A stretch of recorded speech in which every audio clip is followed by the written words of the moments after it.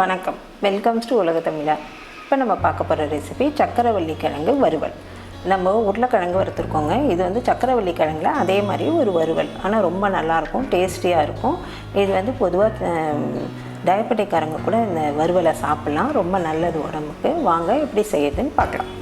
இது வரைக்கும் நம்ம சேனலில் சப்ஸ்கிரைப் பண்ணலைன்னா சப்ஸ்கிரைப் பண்ணிவிடுங்க. பக்கத்தில் இருக்க பெல் ஐக்கானையும் ப்ரெஸ் பண்ணிவிடுங்க. அப்போ தான் நாங்கள் போடுற வீடியோஸோட நோட்டிஃபிகேஷன் உங்களுக்கு வரும். சக்கரவள்ளி கிழங்கு வறுவல் செய்கிறதுக்காக இப்போ நான் சக்கரவள்ளி கிழங்கு எடுத்துருக்கேங்க. இதை நம்ம வேக வச்சுக்கலாம் தண்ணியில். இப்போ கடாயில் தண்ணி சேர்த்துடலாம். சக்கரவள்ளி கிழங்கு இதில் சேர்த்துடலாம். நம்ம இப்போ மூடி போட்டு வேக வச்சிடலாம். வேகட்டும். இப்போ 10 நிமிஷம் ஆயிடுச்சு, பார்த்துடலாம். நல்லா சூப்பராக வெந்திருக்கு கிழங்கு. இது நம்ம ரோஸ்ட் வேறு பண்ண போகிறோம். ஸோ இது போதும், இதுதான் கரெக்டான ஸ்டேஜு. இப்போ நம்ம ஸ்டவ் ஆஃப் பண்ணிடலாம். கிழங்கு நல்லா ஆறிடுச்சு. இந்த தோலை உரிச்சிடலாம்.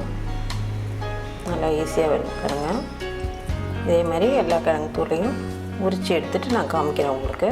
இப்போ எல்லா கிழங்கையும் தோல் உரிச்சாச்சு. இது நம்ம இப்போ ஒன்று ஒன்றா கட் பண்ணிக்கலாம். ஸ்லைசஸாக நம்ம உருளைக்கிழங்கு வரப்போம் இல்லைங்களா, அந்த மாதிரி கட் பண்ணிக்கலாம். கொஞ்சம் மொத்தமாக கட் பண்ணலாம், அப்போ தான் கலரும் போது அழியாமல் இருக்கும். இப்போ கிழங்கெல்லாம் கட் பண்ணி வச்சாச்சு. இப்போ நம்ம இதை வறுத்துடலாம். இப்போ கடாயில் கொஞ்சம் எண்ணெய் ஊற்றிடலாங்க. 1/2 டீஸ்பூன் கடுகு, ஒரு பெரிய வெங்காயம், 2 பச்சை மிளகாய், கொஞ்சமாக கருவேப்பிலை. இதில் இந்த வேக வச்சு உரித்து வச்ச கிழங்கையும் போட்டு லைட்டாக வதக்கிடலாம்.